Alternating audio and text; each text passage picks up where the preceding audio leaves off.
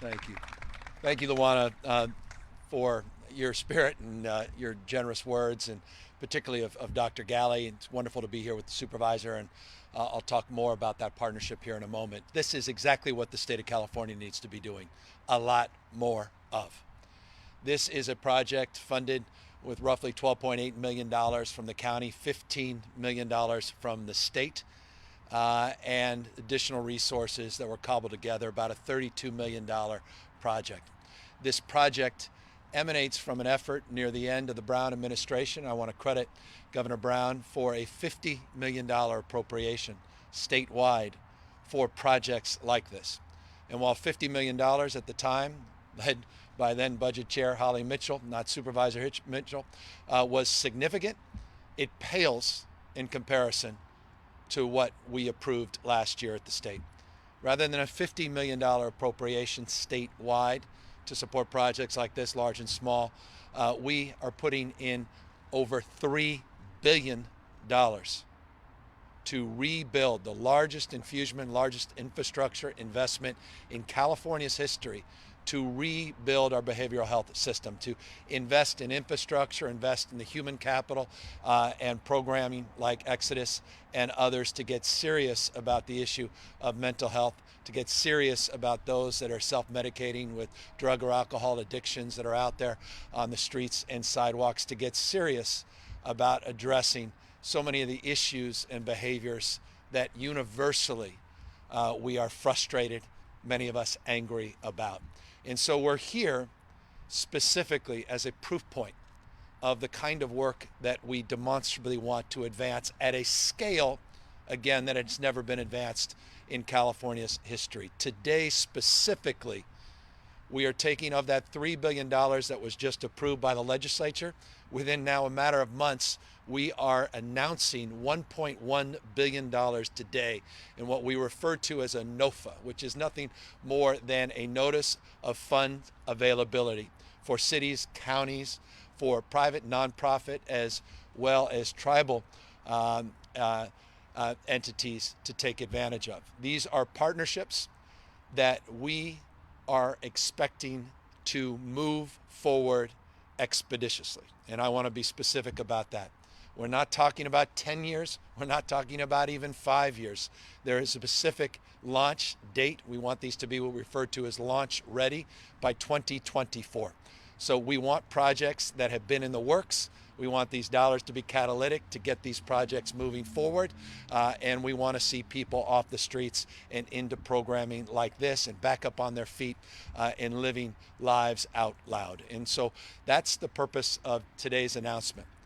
The most significant $3 billion investment in behavioral health infrastructure, housing, and supportive services.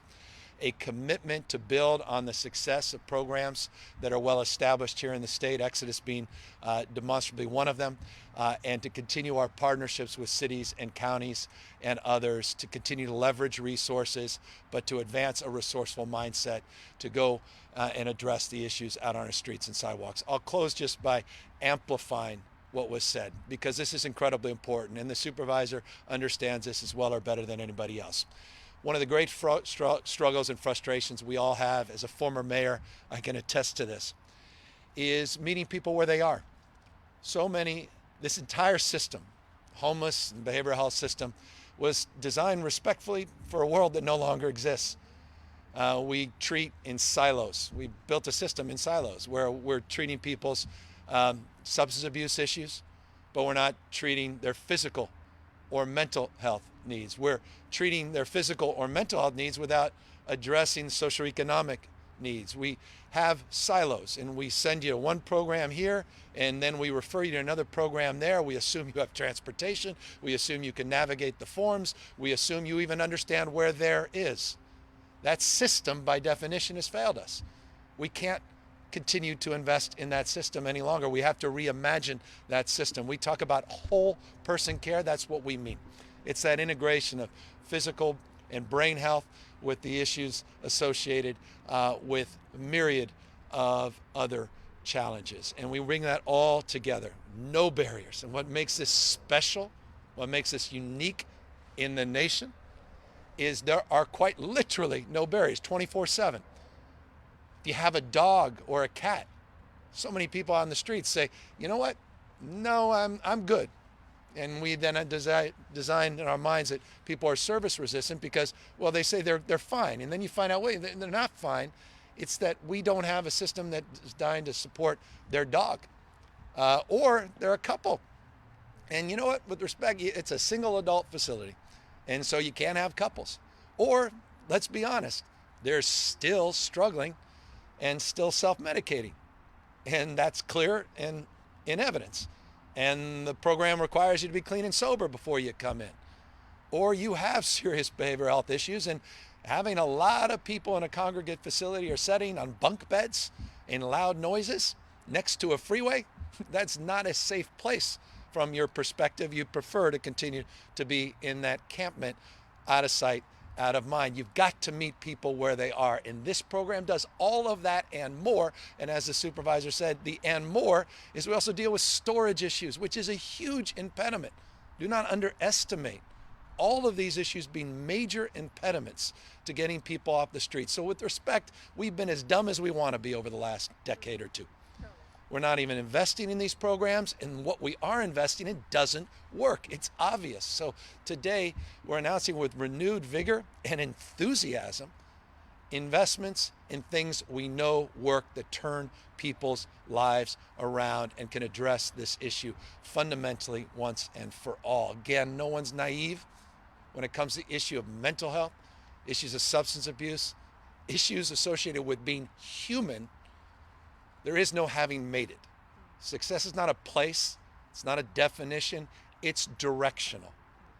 And so we're constantly challenged with these issues. We have been historically, but we are notably challenged at this historic moment in California's history.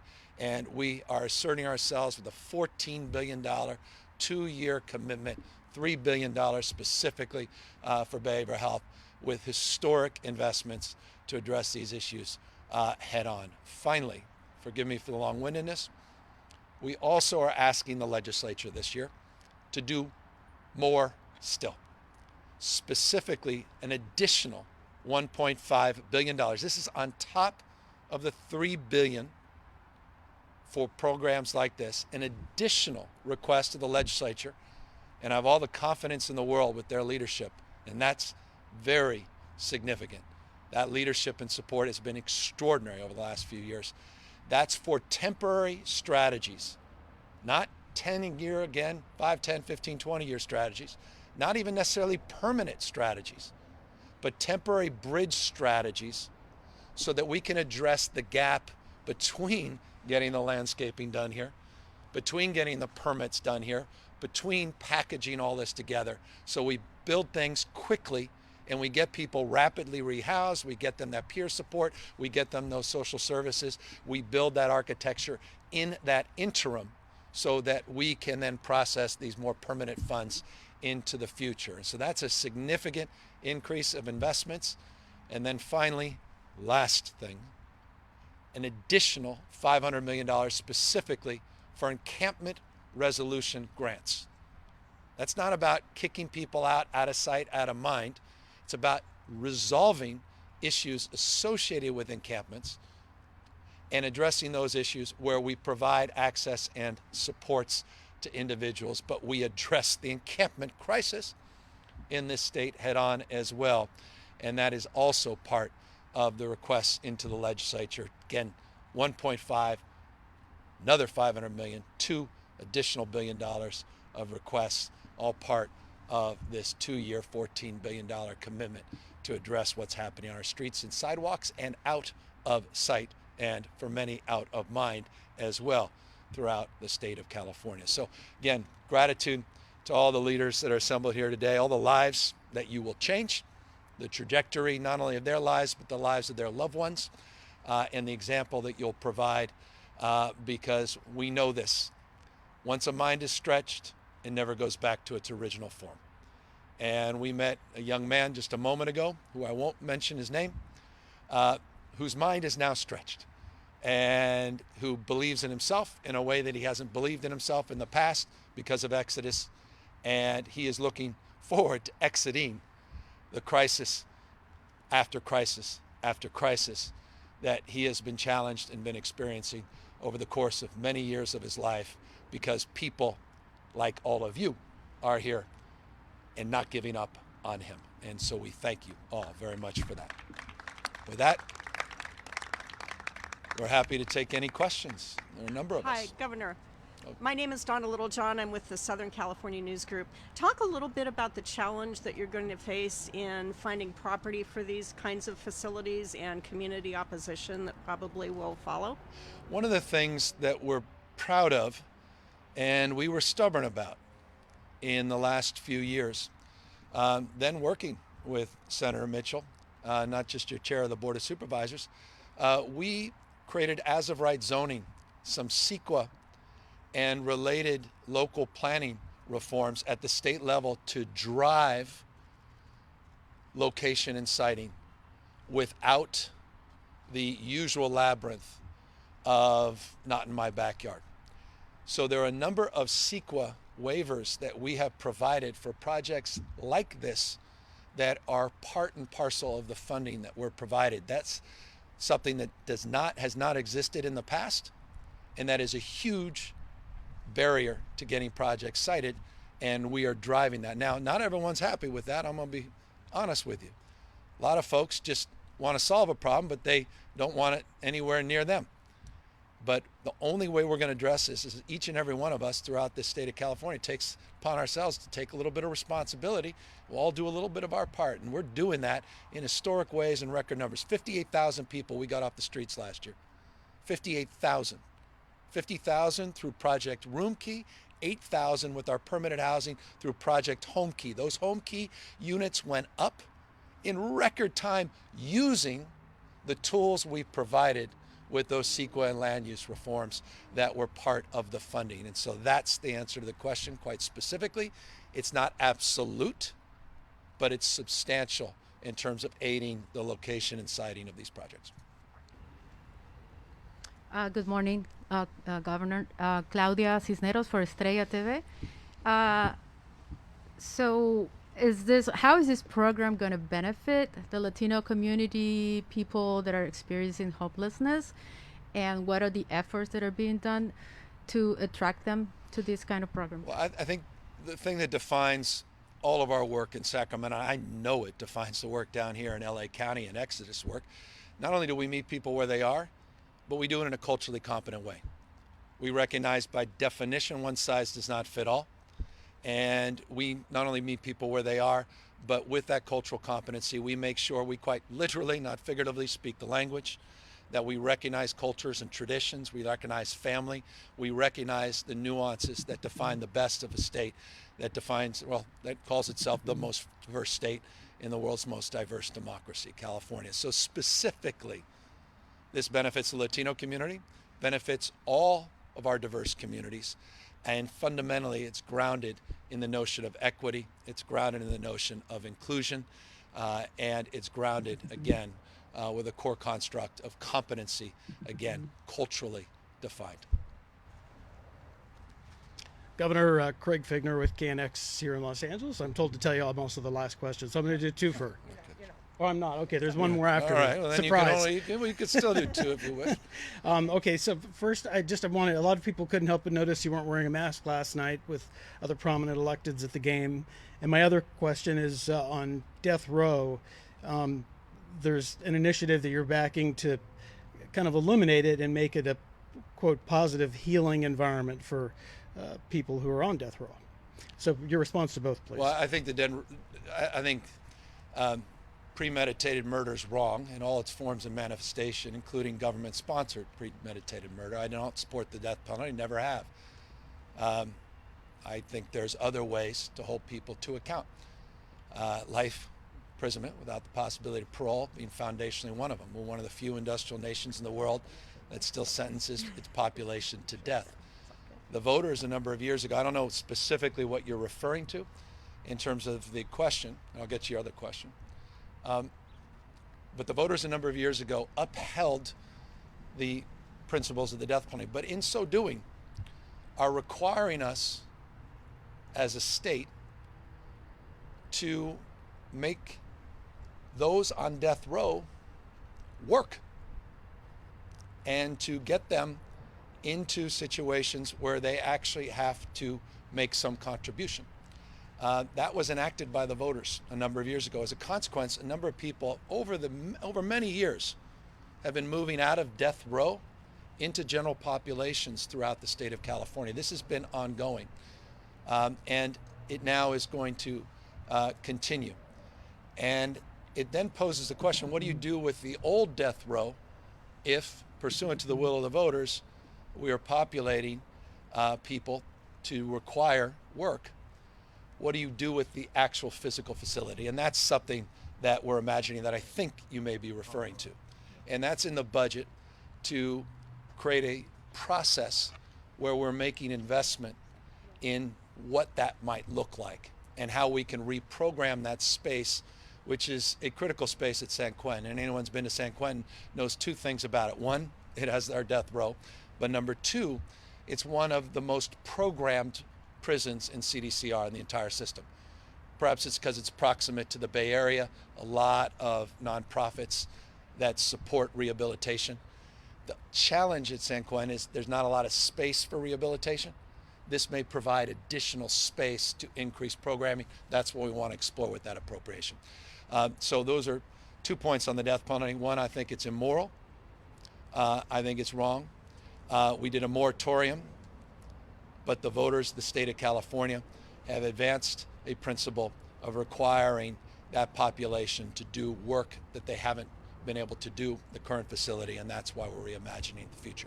As it relates to, you're correct, I was very judicious yesterday, very judicious, and you'll see the photo that I did take where Magic was kind enough, generous enough to ask me for a photograph, and in my left hand's the mask, and I took a photo.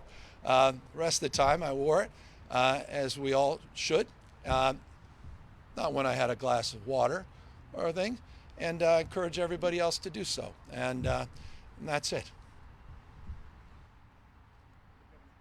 Box 11, I know you probably want to make that the last word on this, but given your history with this issue, should you maybe have reconsidered taking the mask off for the photo, for the image, the message that it might send? I mean, of course, I was trying to be gracious, and I made a I was trying to be gracious and took the mask off for a brief second. But no, I encourage people to continue to wear them. I want to just say this, because it's important. Today was an important day. Down to 14.5% positivity, which is a very encouraging sign. Remarkable that 14.5% positivity would be considered an encouraging sign.